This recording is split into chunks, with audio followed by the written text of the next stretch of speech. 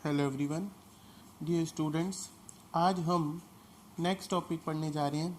ये बहुत ही important, easy और फ्रीक्वेंटली एग्ज़ाम में पूछे जाने वाला टॉपिक है Coulomb's law of electric force. Coulomb ने इलेक्ट्रिक फोर्स, जो इलेक्ट्रिक चार्जेस आपस में एक दूसरे पे फोर्स लगाते हैं, उसका हमें क्वांटिटेटिव एक फॉर्मूला दिया है, जिसकी मदद से हम दो चार्ज की अगर वैल्यू पता हो, उनके बीच में सेपरेशन पता हो कि वो कितनी दूर पड़े हैं, कितना उनके ऊपर चार्ज है, तो हम ये पता लगा सकते हैं कि एक चार्ज दूसरे चार्ज के ऊपर अट्रैक्शन का या रिपल्शन का कितना फोर्स लगाएगा, कम लगाएगा, ज़्यादा लगाएगा, कितना लगाएगा। अभी तक आपने छोटी क्लासेस में पढ़ा ही था कि जैसे पॉजिटिव चार्ज को रिपेल करता है, या फिर पॉजिटिव और नेगेटिव चार्ज जो होते हैं वो आपस में अट्रैक्ट करते हैं। तो ये रिपेल करना या फिर अट्रैक्ट करना, ये क्या है, फोर्स एक्सर्ट करना ही होता है। तो वो फोर्स अब कितना लगेगी और कितना नहीं लगेगी, उसका कैलकुलेशन कैसे करेंगे, तो उसके लिए हम आज पढ़ने जा रहे हैं coulomb's law of electric force. क्या कहते हैं ये statement? According to this law of force of attraction और repulsion between any two stationary point charges. तो ये कूलम्स लॉ की एक शर्त है कि जो ये तभी ओबे होता है, यानी तभी इसे फॉर्मूला फिट बैठता है, या यूँ कह लो कैलकुलेशन सही आती है, जब चार्जेस जो हैं वो बहुत छोटे हों, पॉइंट चार्जेस हो। दूसरा, वो रेस्ट पर होंगे, तो उन दोनों के बीच की दूरी जो है वो हमेशा फिक्स रहेगी। तो ये कह रहे हैं कि उनके बीच में लगने वाला जो फोर्स है, अट्रैक्शन का हो चाहे रिपल्शन का हो, डिपेंड करता है कि उनकी पोलैरिटी कैसी है। वो नेगेटिव हैं दोनों तो रिपेल करेंगे, दोनों पॉजिटिव हैं तो भी रिपेल करेंगे, एक पॉजिटिव एक नेगेटिव है तो अट्रैक्ट करेंगे।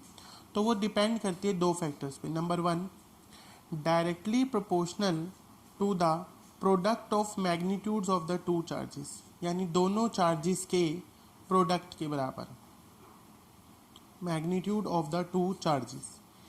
सेकंड, यानी दोनों जो चार्जेस होंगे उनके प्रोडक्ट के, Q1 इंटू Q2, Q1 पहला चार्ज और Q2 क्या है, दूसरा चार्ज।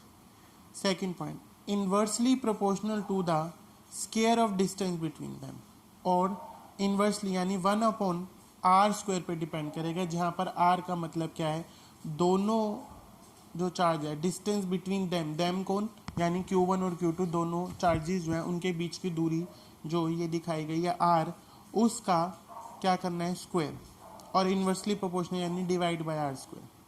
तो f जो है वो दो फैक्टर्स पे डिपेंड करता था, Q1 और Q2 की मल्टीप्लाई पे और 1/r² पे।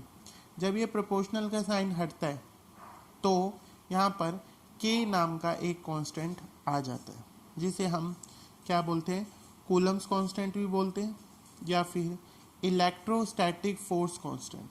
क्यों है इसका नाम इलेक्ट्रोस्टैटिक? इलेक्ट्रो का मतलब इलेक्ट्रिक चार्ज, स्टैटिक मतलब रेस्ट पे पड़े हो और उनके बीच में फोर्स लग रही हो, तो उस टाइम पे जो आता है कांस्टेंट, उसका नाम है इलेक्ट्रोस्टैटिक फोर्स कांस्टेंट, या फिर जस्ट कूलम्स कांस्टेंट भी बोलते हैं।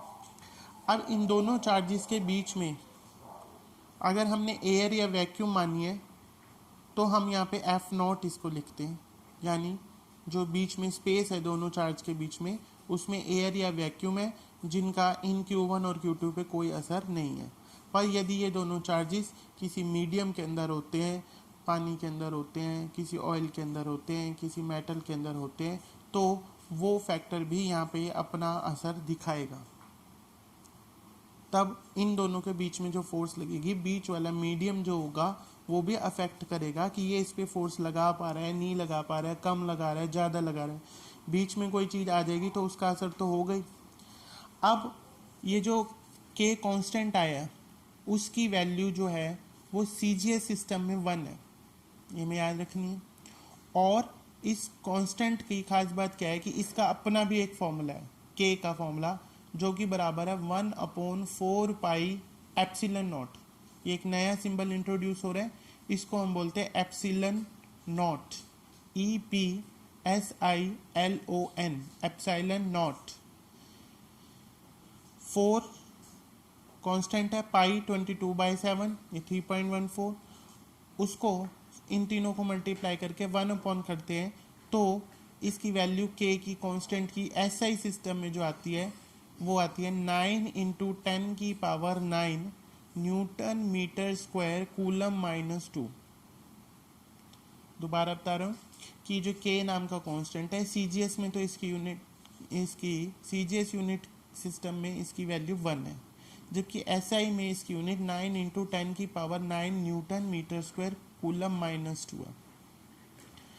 इसमें एक खुद का कांस्टेंट की फॉर्मूला भी है, वैल्यू भी है, यूनिट भी है, और इसके अंदर एक नया कांस्टेंट भी है एप्सिलॉन नोट, ये सिंबल का नाम है। पर ये एप्सिलॉन नोट किस क्वांटिटी को दिखाता है, वो ये बताता है absolute permittivity of free space. Permittivity का मतलब परमिशन, फ्री स्पेस मतलब एयर या वैक्यूम। तो ये कहता है जब दोनों चार्जेस के बीच में एयर होगी, स्पेस होगा, तो वो मीडियम जो होगा वो कितनी परमिशन देता है कि इलेक्ट्रिक लाइंस ऑफ फोर्स एक चार्ज से दूसरे चार्ज पे जाए, अलाउ कितना करता है। जैसे कि ये दोनों चार्ज है Q1 और Q2, अगर इसके बीच में यहाँ पर कोई मीडियम होता तो उसकी परमिशन होती कुछ, उसकी अपनी मर्जी होती कि वो Q1 से Q2 तक इलेक्ट्रिक फोर्स को लगने दे या ना लगने दे, कितना अलाउ करे कितना ना करे।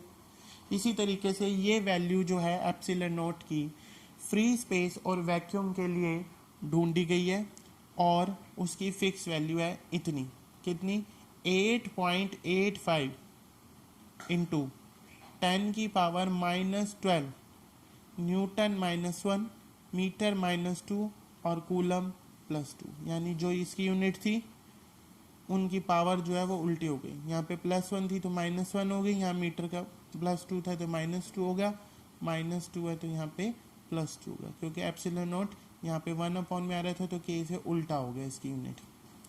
इसकी डायमेंशंस जो है एप्सिलॉन नोट की वो एग्ज़ाम में काफ़ी पूछी जाती हैं, जो कि बराबर है m-1 l-3 t⁴ a⁴ 2 और इसे स्क्वायर ब्रैकेट में बंद कर देंगे।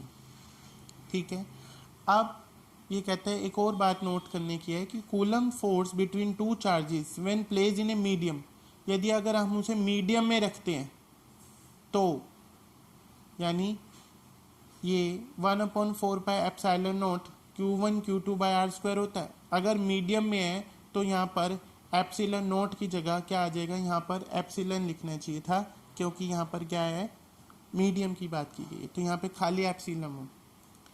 इलेक्ट्रिकल परमिटिविटी ऑफ मीडियम, जैसे एप्सिलॉन नोट की वैल्यू एयर या वैक्यूम के लिए तो फिक्स है, बट यदि कोई मीडियम आ जाता है, कोई ऑयल है, कोई मेटल है, कोई वाटर है, कुछ भी है, तो उसकी इलेक्ट्रिकल परमिटिविटी ऑफ मीडियम जो है वो किसी और दूसरे एक्सपेरिमेंट से फाइंड आउट की जाएगी।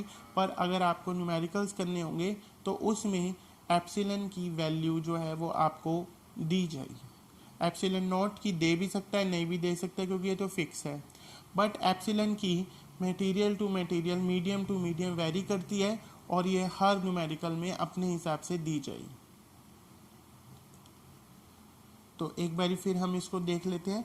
कूलम्स ने क्या कहा कि दो चार्जेस है Q1 और Q2, उनके बीच में दूरी है r, तो उनमें जो फोर्स लगता है F वो बराबर होते हैं K × Q1 Q2/r², जहाँ पर जो K है वो क्या है कूलम्स कांस्टेंट, या फिर इसे बोलते हैं इलेक्ट्रोस्टैटिक फोर्स कांस्टेंट, जिसकी वैल्यू CGS सिस्टम में 1 है और SI सिस्टम में इसकी value 9 × 10⁹ newton metre square C-2 है।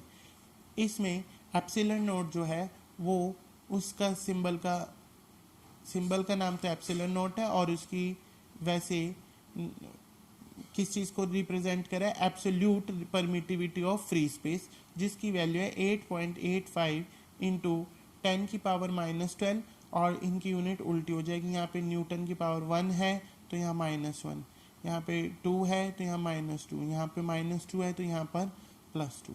फिर उसके बाद हमने कहा कि dimensions of epsilon note m-1 l-3 t⁴ a2, ये आपको याद रख लेनी है, ये निकालनी भी आती है, 11th क्लास में सीखी थी हमने। उसके बाद है Coulomb's force between two charges when placed in any medium, यदि अगर कोई मीडियम होगा तो यहाँ पे एप्सिलॉन नॉट की जगह एप्सिलॉन हो जाएगा, जो कि है इलेक्ट्रिकल परमिटिविटी ऑफ मीडियम, और इसकी वैल्यू आपको हर न्यूमेरिकल में अलग अलग दी जाएगी। तो आज का मेन टॉपिक यही रहेगा, Coulomb's law of electric force, जिसे आप लोग अच्छे से पढ़ लेंगे। और अगर आपको कुछ इसमें प्रॉब्लम आए तो आप फ़ोन करके या मैसेज करके मुझसे अपने डाउट्स क्लियर कर सकते हैं। Thank you.